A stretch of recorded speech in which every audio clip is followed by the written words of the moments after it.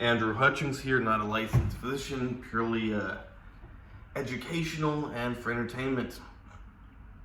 And this is something that should really make you think. You know, in a lot of the world, you're allowed to take antidepressants, you're allowed to take antipsychotics, mood stabilizers, stimulants. You're allowed to take all sorts of psychoactive medications. And no one, the medical community and obviously society, there's so many different people in society, it's hard to say what people think, but it is acceptable in a lot of places in the world to take antidepressants, to take stimulants, to take mood stabilizers. But the second you choose alcohol as your daily medication instead of a SSRI, instead of amphetamine, instead of lithium, you're an alcoholic.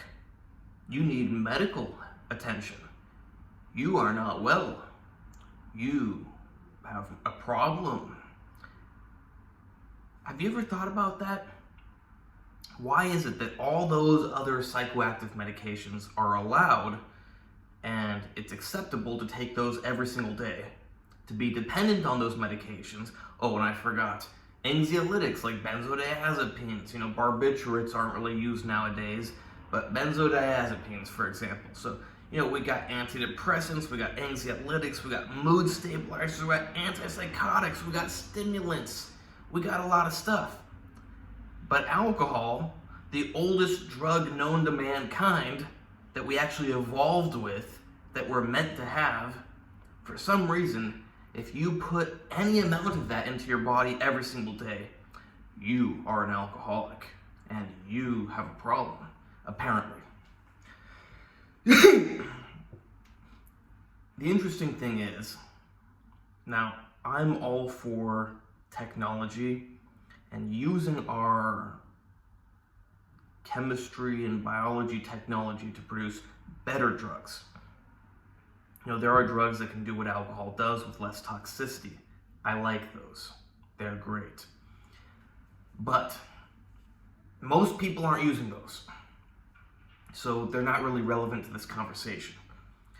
This conversation is, first of all, it shouldn't be stigmatized to choose alcohol over an antidepressant. Alcohol's been around forever. Antidepressants have been around, 60 years? And second of all, look at the people who choose, I'm just going to pick antidepressants. Look at the people who pick antidepressants and look at the people who pick alcohol. Now, of course, you might be societally conditioned to imagine some hardcore alcoholic, completely out of it, doesn't shave, doesn't, wash themselves, the bum on the street.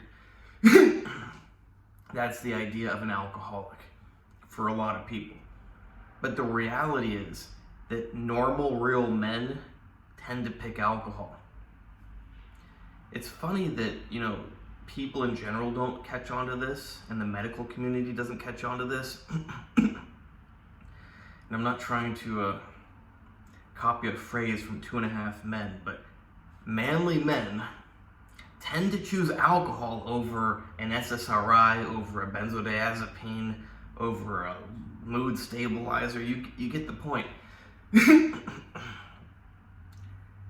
Real men tend to choose alcohol. I'm not going to address why. That's just a fact. Now, you may debate me and you may go, well, do you have any studies on this that proves that manly men drink alcohol? It's like, yeah, I do. It's called life. In life, which is the ultimate teller of truth, I have seen that men drink alcohol. Other people take antidepressants and mood stabilizers and this and that. Men drink alcohol. Now, I'm not saying you're not a man just because you use some other medication. I'm all for technology, aka technology in the sense of medications. But what I'm saying is that we need to completely change our views on alcohol and realize that it is a viable and completely acceptable medication to use every single day. Why should alcohol be less acceptable to use every day than something cooked up in a lab only 60 years ago, an SSRI, or a mood stabilizer, or a this, or a that? You get the idea. Humans have been drinking alcohol since the beginning of time. Yet somehow alcohol is the bad guy. It's the villain. It's the horrible one. Now, of course, I'm not stupid. I can realize why there's a stigma to it. It's because unlike an antidepressant, you can drink more alcohol and get, certain stronger effects. An antidepressant, sure, you may feel good if you take more, but alcohol, if you drink more, you get drunk. And, a lot of people don't like drunks. There are some people that when they are drunk, they are not pleasant to be around. They're not productive members of society.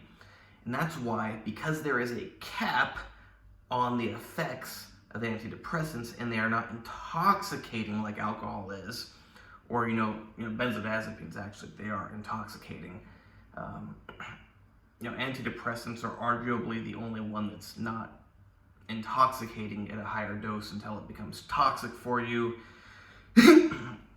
You get the idea. Alcohol has a bad rap because you can get intoxicated. But how many people who drink alcohol every day are actually getting intoxicated every day? A lot less than you would think. You don't realize how many people are drinking alcohol every day. A lot of people. I mean, maybe you realize. I have no idea what you realize or not. But the matter of fact is, most people who drink alcohol every day are not getting drunk every day. They're using a small amount of alcohol constantly throughout the day for a therapeutic effect.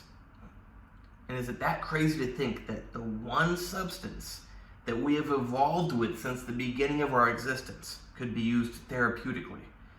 I mean, I don't even think we should talk about it in the sense of therapeutic or not. We have evolved to be with it. We have not evolved to be apart from it.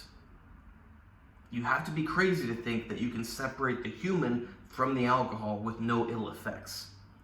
So perhaps we all just need a little more alcohol in our system, and we wouldn't need antidepressants, we wouldn't need anxiolytics, we wouldn't need mood stabilizers, we wouldn't need stimulants. I know that sounds crazy to a lot of people, but again, think. Alcohol. We have been with alcohol since day one. That's a fact. Humans have been with alcohol since day one. Now, I can't know 100.00000 with all zeros % because I was not alive on day one. But all evidence that we have, all evidence that exists, suggests that humans and alcohol have been together since day one. And you're going to tell me that it's a good idea to separate us? That there's going to be no ill effects? That we're not supposed to be with alcohol every day? You have to be crazy to say that. That goes against all forms of logic. Maybe if your IQ is like 30, you go, oh, humans, alcohol, no, together. It's like, well, yeah, but if your IQ is at least 70, you probably realize humans and alcohol have been together since the beginning of time. Probably not a good idea to separate. I don't know what IQ level it takes to realize that, but I hope your IQ level is high enough to comprehend this. Regardless of what you think, write it in the comments. I'm curious. Do you think that this is a great, valid point that we've been together since the beginning of time and it's a bad idea to separate us? Or do you think alcohol is some sort of thing that we're really not meant to be with, that we should distance ourselves from, that we should only have on rare occasions or not at all? Let me know in the comments. I'm curious whether you agree with me or you disagree with me. Let me know and prove your point. Just say why you think what you think.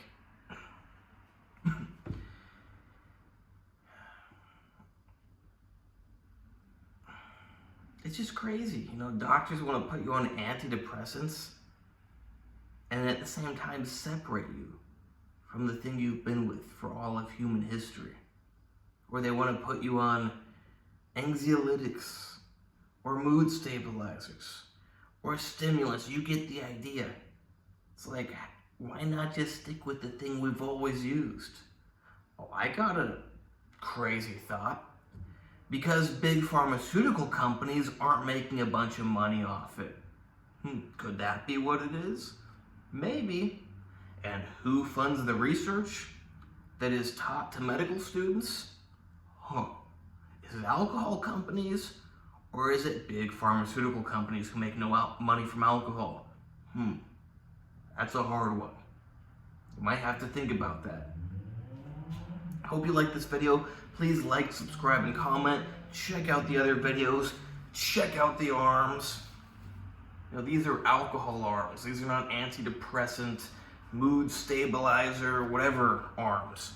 These are alcohol arms. Because I'm a man. I drink alcohol.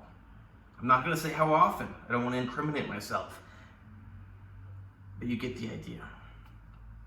Now you can hire me for coaching on training, diet, supplements, whatever. Same thing with, you can hire me for anything that you think I can help you with, you can hire me for. I don't like, coaching, consultation. It's like, let's figure something out.